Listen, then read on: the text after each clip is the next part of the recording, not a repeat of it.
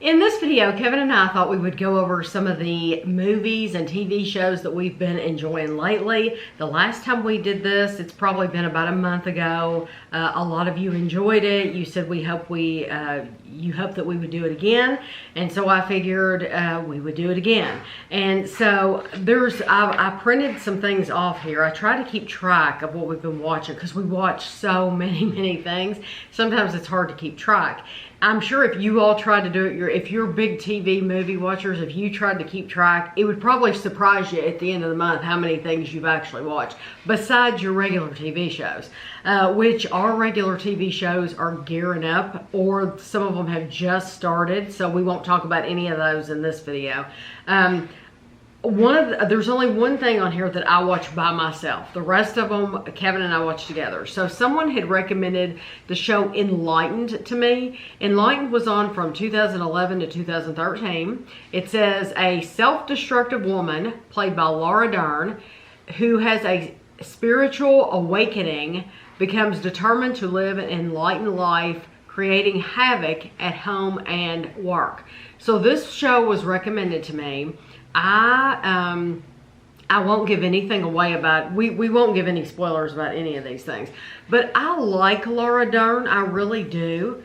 But I think during this show, you were supposed to actually start to like her character. And I never did.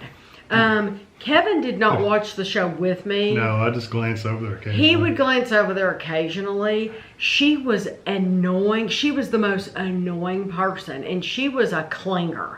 I just couldn't stand her. And so it's funny that the description you read does not describe what a few glances I saw right at all. So how would you describe that? I mean, it never enlightened. I don't think thing that, and all that. It's like, really? Well, she went away to this. See, I may not have seen. In the very beginning, she's gone away to this place to.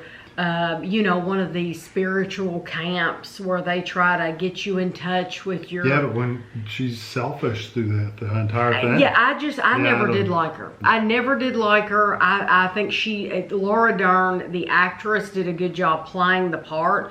But I think you were, at the end of the show, supposed to feel some way about this woman. I never liked her. I never did. I would not have wanted to be her friend if I were the people in the show. So it was like I'm on the friend side. Anyway, if you've ever seen Enlightened, you'll have to let us know if you agree. Okay. Last month, I mentioned in passing that I had watched the show Catastrophe. I watched Catastrophe by myself, but I really wanted to get Kevin to watch it. Well, watched it with Kevin. We watched it together, and it's a good show. For me, it's a one-time show. I couldn't have sat through it a second time like she did.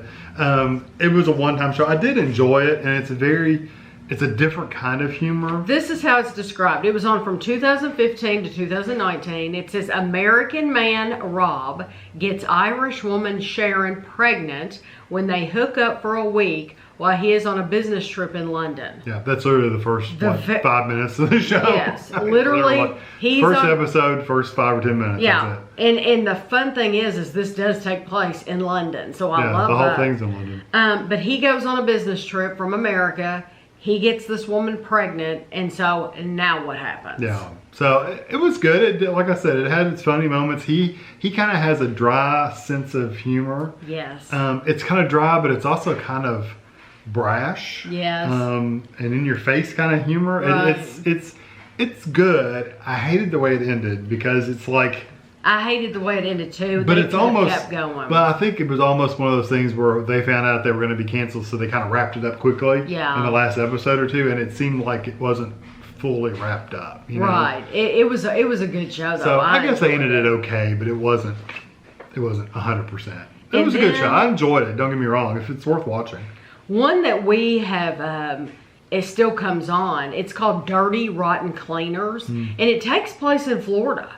Florida, the Sunshine State, and it is different sets of, it's kind of like hoarders, but like they've hired these people to come in and clean up the house. And some episodes are better than others.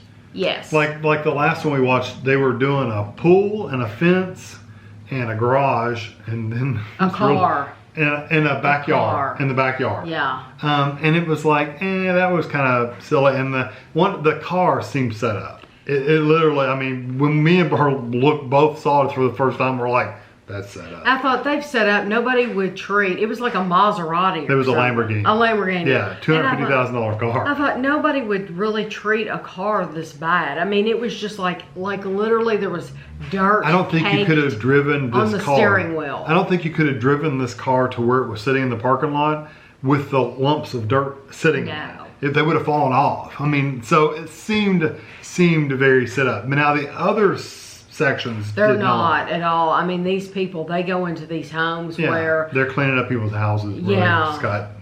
I mean, they showed a rat was literally in the pantry. Alive.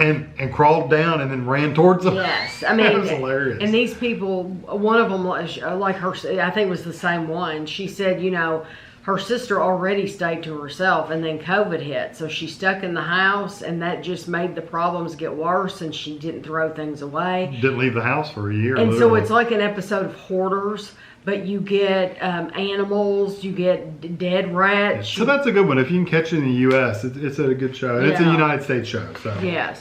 Then we finished, I mentioned this one last month, but it finished during this month. It was MasterChef. Oh, yeah. We had never watched one.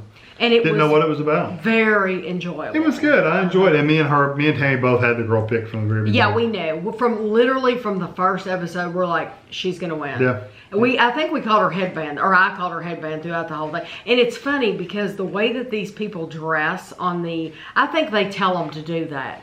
Like if you're going to wear a ball cap, then you're going to wear the ball cap the whole season because every time somebody sees you, they're going to associate that with you. Yeah, This woman had like one of these head wraps, and so, it's kind of like a headband that tied, and so it's like every single show she was wearing that in her hair, so I've called her headband.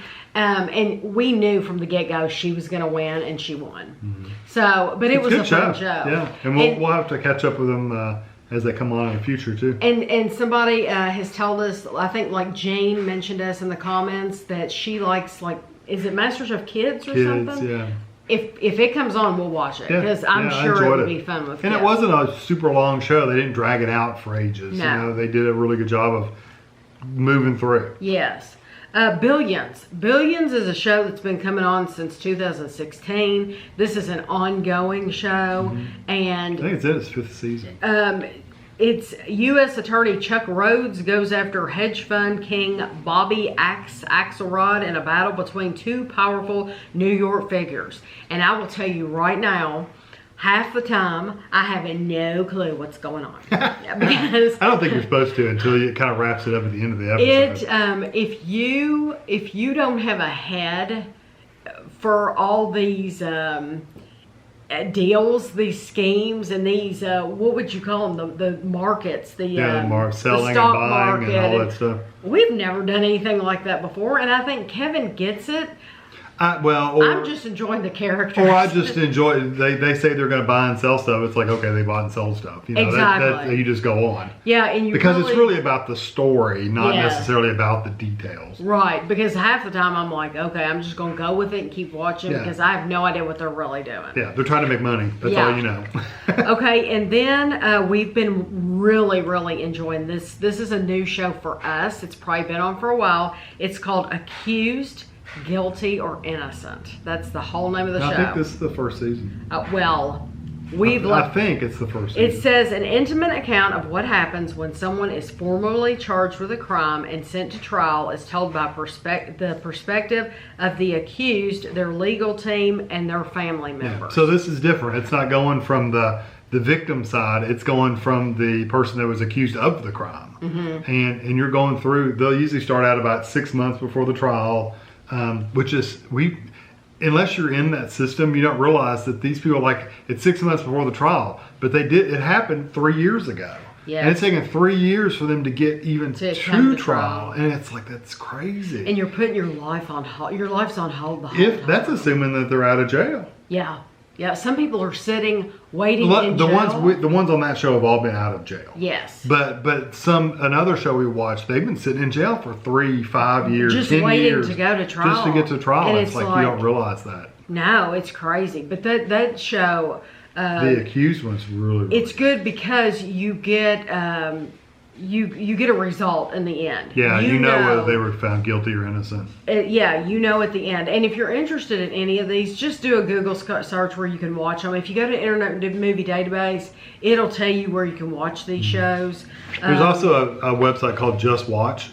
I love that website. If you go to there, you type in the name of the show and it tells you where you can stream it, where you can rent it, all that stuff. And Yeah. you click on it, it takes you right there. Okay, and then we watched a movie called Reminiscence. Oh, and Accused, by the way, each episode is a different person. Yes. Oh, yeah. So it's like if Kevin's been accused of something, they're going to take you from when he's been accused of it and What happened. and all that up through his trial. And then, like, I might be on the next episode, and they're going to, so yes, it's a different person. And it's from the every time. defensive side. It's very interesting. And it's reality. It's real. This is real. This isn't CSI. Okay, we watched the movie called Reminiscence. It's 2021. Hugh Jackman plays a private investigator of the mind. His life is changed by a new client named May. It's a simple case, becomes an obsession after she disappears, and he fights to learn the truth about her. That was interesting. That was a good movie. It was a one-time movie, but it was good. It was a one-time. It moved very slow at some times. Yes, I thought so too. But I thought the story ultimately ended up being a pretty decent story. I think you need to like... kind of sci-fi, kind of... Yeah, I think you need to kind of be into... It's not really science fiction, but I think you need to be enjoy things that are kind of out there. Yeah. You got time travel. Yeah, and you got to kind of, it's not real. And you can't say, well, that could never happen. You just got to go, oh, okay, and go on. You can't overthink it. Yes. Then we watched a movie called Stillwater. It's also 2021. A father, played by Matt Damon, travels from Oklahoma to France to help his estranged daughter, who is in prison for a murder she claims she didn't commit. I thought we had already talked about that one. We have not talked about it. No, because we watched it, I think, at the very beginning. Yeah. Because I thought we had mentioned... We told Jennifer about it. Okay. It's very, very, very slow. Yeah, it's not action. There's nothing going on. It's just a story. But I have to say, if you watch it one time, I thought it was interesting. Yeah, it's good. And they could have knocked out about 45 minutes of it, but because it's a long movie. And it's like over 2 hours long. Matt Damon is in it. And he did a good job. He did a very good job. I really do like Matt Damon, but he did a very good job. And the story was interesting. It's just that it was just slow. Yeah, they drug it out a little too long. Yeah. Then we watched The Protege 2021. Rescued as a child by the legendary assassin Moody, Anna is the world's most Samuel Jackson. skilled contract killer. However, when Moody is brutally killed, she vows revenge for the man who taught her everything she knows. And it's Samuel L. Jackson and it's Michael Keaton is who plays in this, The Protege. Now, I think you like that more than me. I thought it was I thought it was a one-time movie, but it had some action going on. It did have a story. It was good. For me, it was a one-time thing. It was a one-time movie for me too, but I think it was worth watching. Right. Whereas Stillwater, honestly, I could skip it. I could honestly say Stillwater, you're safe to skip it. The Protege, I enjoyed it. I enjoyed the story. If you want more of a reality movie, then you'll want to watch Stillwater because it is based on a true story. It's based on a true story. Right. The Protege and Reminiscence, they're totally not. Well, Protege could happen.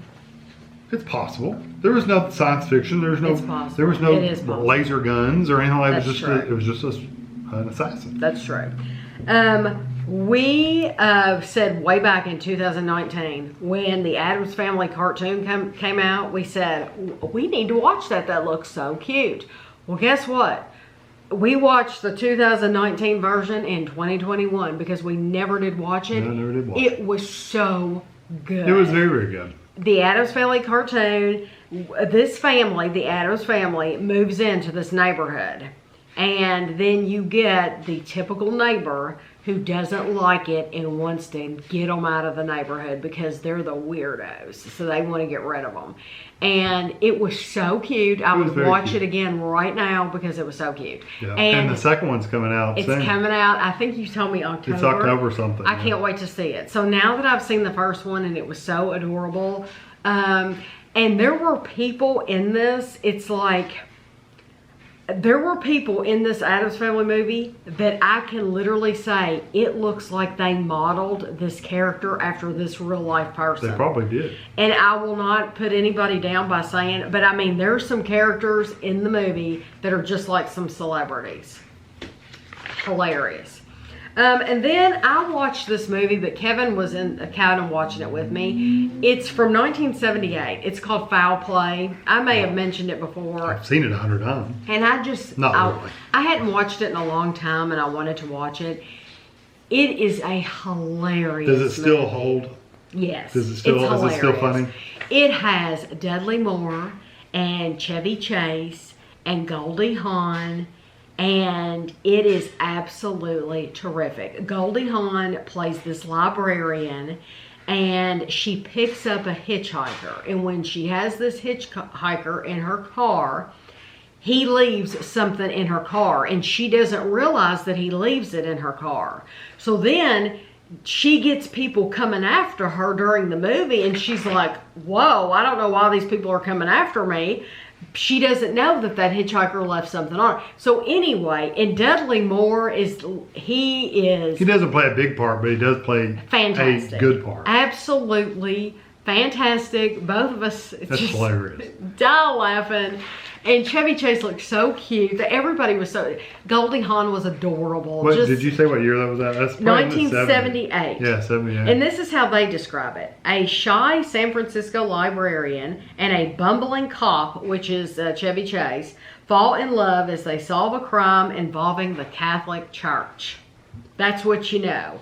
And if you've never seen it, even though it's 1978, it's funny. And it's pretty clean. I don't know of anything in there that's not clean.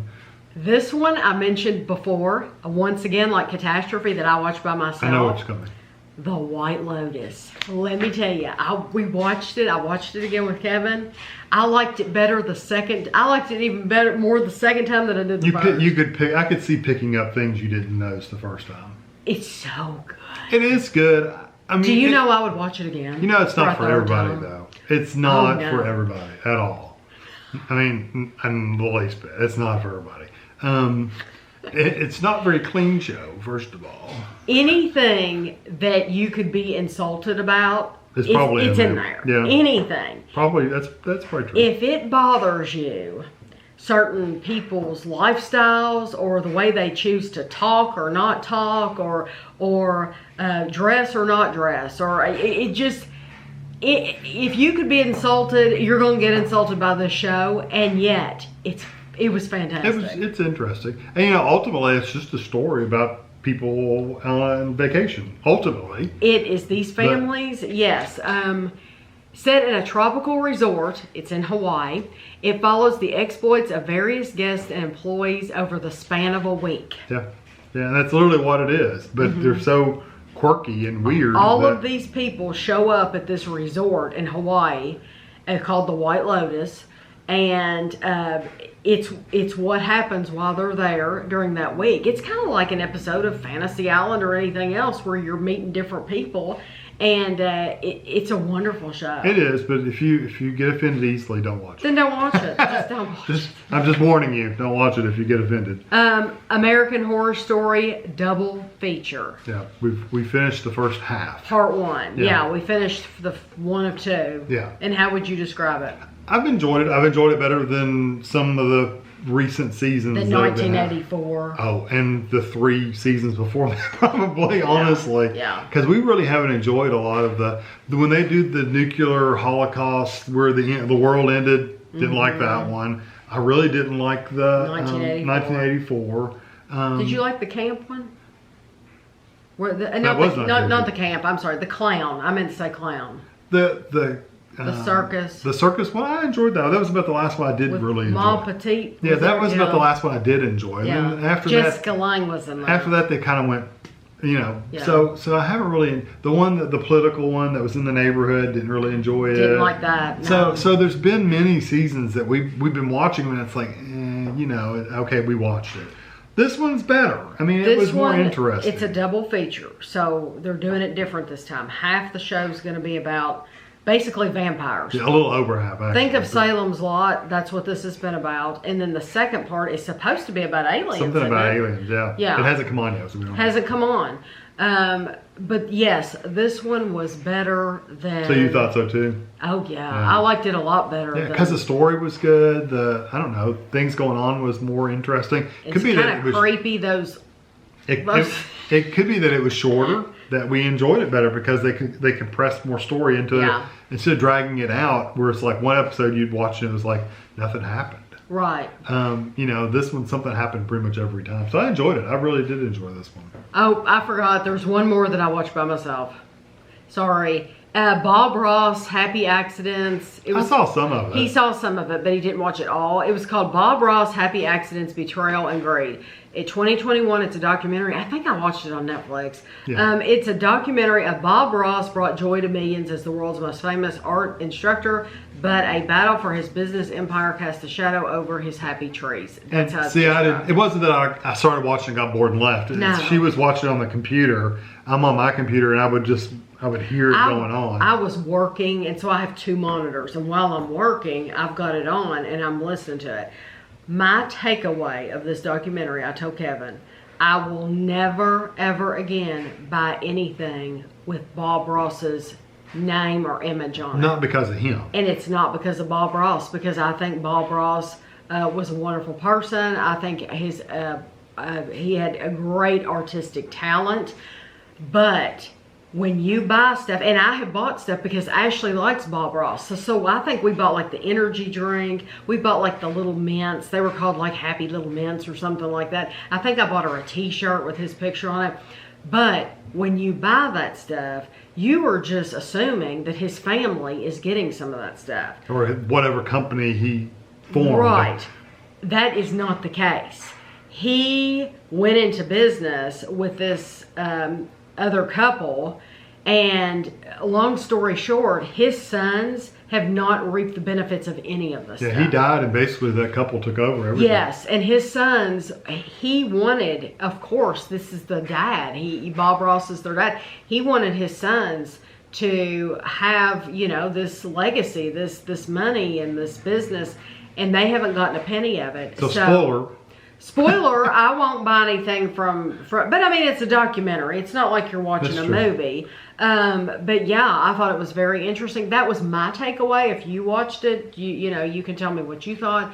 But I thought that was very interesting. And then the last thing I want to bring up, we just finished this, 9 Perfect Strangers. Oh, that was good. It was better than I thought it was going to be. 2021, 9 stressed city dwellers visit a boutique health and wellness resort that promises healing and transformation. The resort's director is a woman, Nicole Kidman, on a mission to reinvigorate their tired minds and bodies.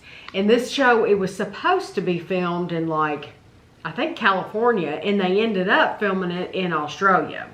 And it caused a lot of controversy in Australia because Australia has been on lockdown. I mean, they have been very, very, very strict in Australia.